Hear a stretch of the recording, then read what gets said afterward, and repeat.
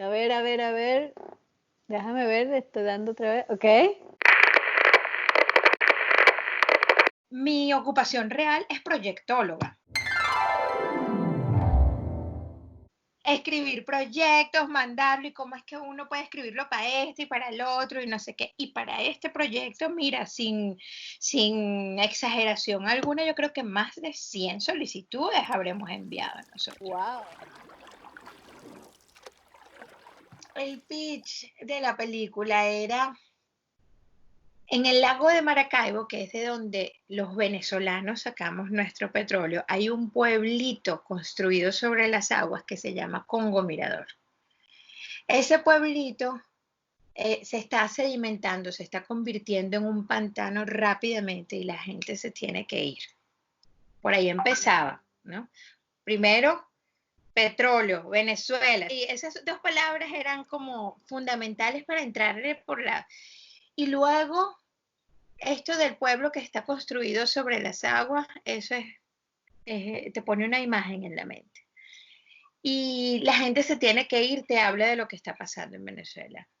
Y luego hablaba de los personajes. En el medio de esta situación hay solo una maestra y esta maestra es la que hace todo en esa escuela, desde limpiar hasta reparar la casa que se está cayendo, hasta dar clase a los niños y dar clase a todas las clases, es solo ella, es la única maestra de ese sitio. Por otro lado está una señora, ella es representante del Partido Único de Venezuela y ella es como una especie de alcalde en ese lugar y es quien tiene los recursos y quien dice que se hace, que no se hace. Y esta señora quiere ser maestra fuera de allí porque no forma parte de su partido. Entonces, ambas personas quieren, les duele el pueblo, quieren salvarlo y bueno, vamos a ver cuál es el destino de esto. Y así yo ponía como que todos los elementos y al final eso fue cambiando mucho. Tuve que volver muchas veces no solo como para persuadir financiamientos o algo, sino también para poder comunicarse, ¿verdad? Con Ricardo, por ejemplo, que nos hizo consultoría de edición o con cualquier otra persona que, que quisiera saber la historia y por qué era importante hablar sobre este mínimo pueblo y por qué es interesante hablar de esto y no de los chamos que se están matando en las protestas, ¿sabes? Para defender la democracia, porque es que esa es una pregunta, ¿no? Tuvimos que simplificar mucho, mucho, mucho, mucho, mucho, porque los pequeños detalles de la política, los detalles de la política venezolana no lo sabe la mayoría de la gente y Claro. siempre pensamos que eso tenía que ser para el mundo, para el mundo, para el mundo. Volviendo a lo del proceso creativo, esa era la primera idea que nosotros teníamos. Tribeca nos apoya, tenemos como financiar uno o dos viajes de investigación, pero que necesitábamos tener al final un tráiler, o sea, teníamos que producir. Invito a Marianela Maldonado, con la que había trabajado para el Galón antes. Y la manera en la que nosotros trabajamos el Galón es que nosotras nos fuimos, el equipo completo, hicimos el guión y lo rodamos.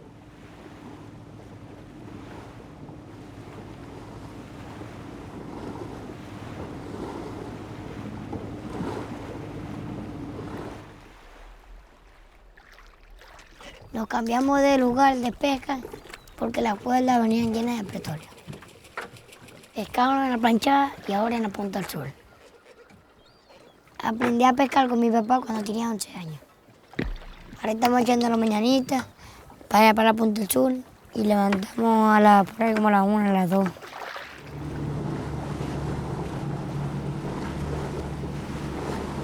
Mi papá y mi mamá fueron encontrados a quitarle unos cobres a Fernando para comprarle la pata al motor. Yo le pido a Dios que lo arreglen para poder trabajar.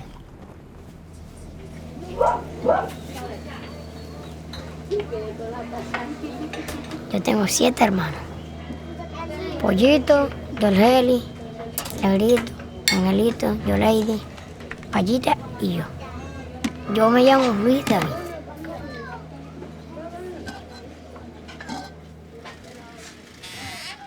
Cuando yo lo veo hoy día, es como, es demasiado controlado para lo que yo hubiese querido hacer. ¿no? Porque la vida entonces se queda, ¿no? Que esos momentos así realmente misteriosos y sorprendentes no existen porque es que tú estás diciéndole al niño, venga de acá para acá y vamos a grabarlo, ¿sabes? Sí, sí. Entonces, bueno, ya Marianela tenía, o sea, ya nosotros estábamos súper sintonizadas con ese mundo de ese pueblo por aquella experiencia previa. Le invito para venir a otro viaje de estos de aquel primer financiamiento y nosotras ya habíamos hablado de la posibilidad de, bueno, ¿por qué no trabajamos con los adultos? Está esta señora increíble llamada Tamara y está la maestra, que ellas dos tienen esta situación. Y desde aquel viaje en el 2014 ya quedó establecido que esa era como los dos pivotes, ¿no? Entonces hicimos entrevistas extensas, no solo a Natalie y a Tamara, sino a la familia de los niños del sur, también al señor que está el que toca la guitarra, con él hicimos muchas cosas, Luis Guillermo Camarillo. Nosotros hacíamos, como decir, hacíamos un día entrevistas y veníamos en la tarde-noche y eso era a discutir y a escribir, a escribir, a escribir, a escribir, a escribir. Lo primero que buscábamos era cuál es el conflicto realmente, o sea, quién, cómo podríamos plantear. Yo tenía la ambición de hacer una pieza coral, realmente coral, que fuesen 5 puntos fuertes y qué sé yo, y en eso estuve mucho tiempo y eso lo seguí mucho tiempo. Entonces buscábamos que eso funcionara y buscábamos cómo podía ser esas, una vez sabido que había estos antagonismos, buscábamos qué podía ser el inciting incident, por decirlo así, bien técnicamente.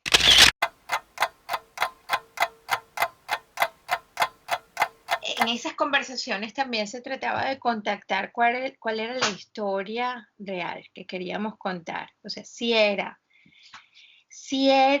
el tema político, y si era de la política, qué era lo que queríamos contar de la política, si era los efectos del populismo, de la propaganda y tal.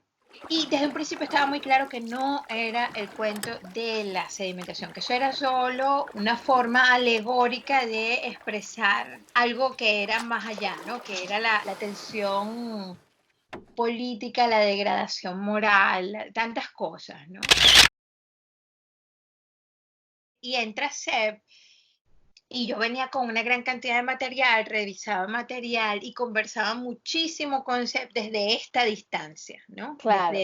Desde el decir, mira, está este, cómo funciona este, ya no en esa conexión de que tú quieres, porque como uno lo hace mucho desde el amor, realmente, entonces tú quieres Sí. todo allí.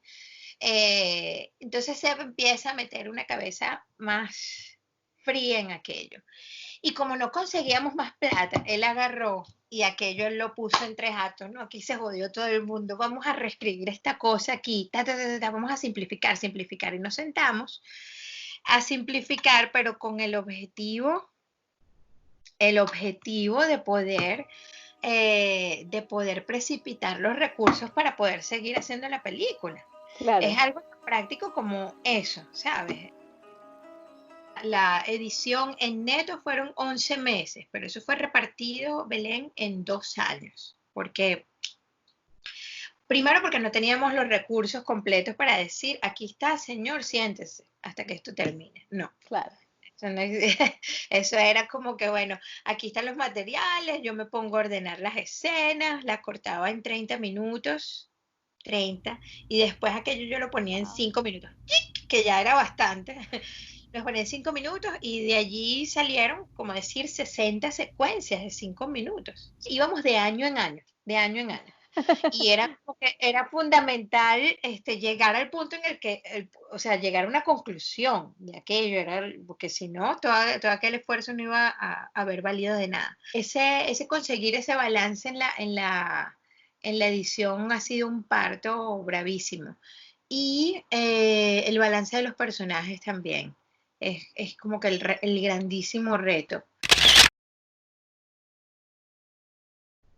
Era para mí importante también hacer un equipo, ¿no?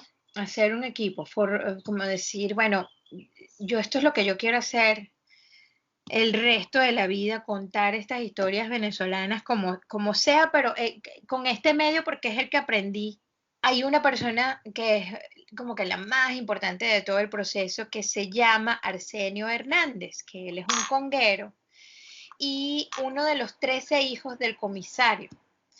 El comisario y su familia fueron para nosotros como que nuestra referencia siempre para entrar allí, para estar allí.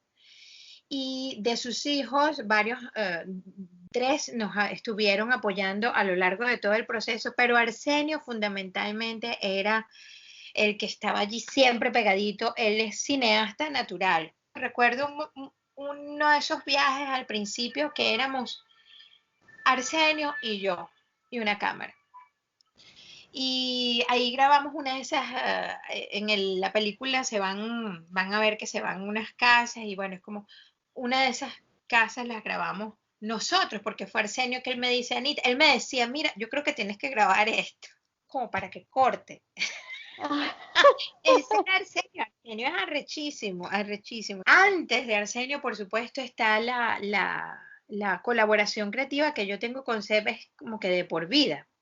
Ya hay una simbiosis creativa allí muy, muy fuerte, ¿no? Allí está, bueno, Claudia Lepage para la gente del cine es una roca también. Llegó un punto en el que yo sentí mis propios límites con la cámara y empiezo a pensar, bueno, ¿quién puede apoyarme con la fotografía?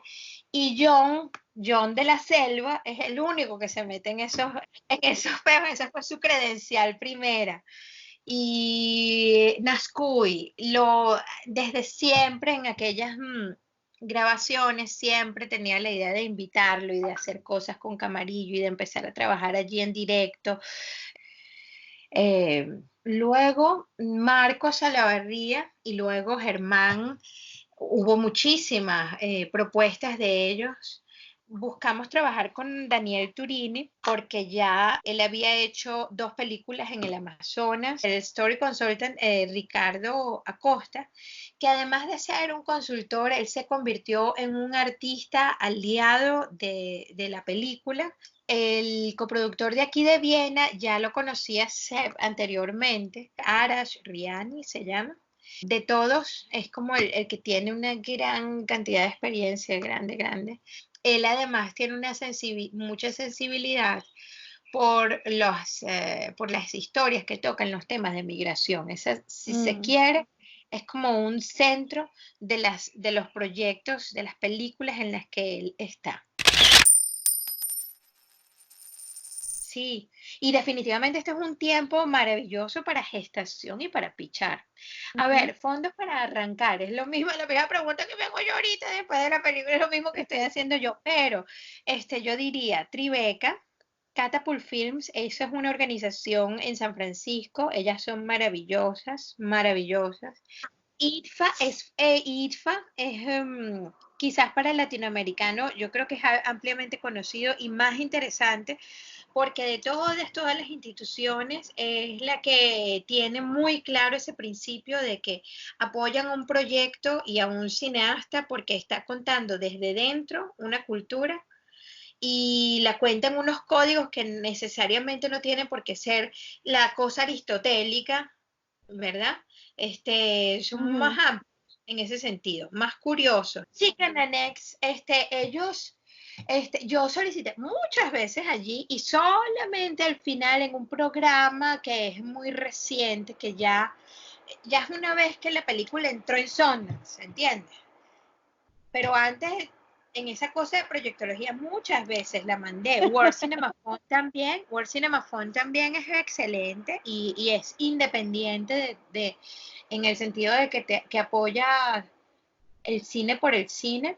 A nosotros no nos los otorgaron, pero es una tremendísima opción que yo creo que es el número 1. Están muy abiertos a ideas que sean ideas como dicen los americanos o los estadounidenses, con impacto, social impact, le dicen. Si la inquietud es hacer arte, pues a meterse por el medio, por donde es como la premisa, sin miedo, porque realmente no hay a lo cual uno tenga que tener miedo, porque necesitamos contar más nuestras historias, ¿no? Y salir más al mundo. Nacimos acá, 66 años de vida.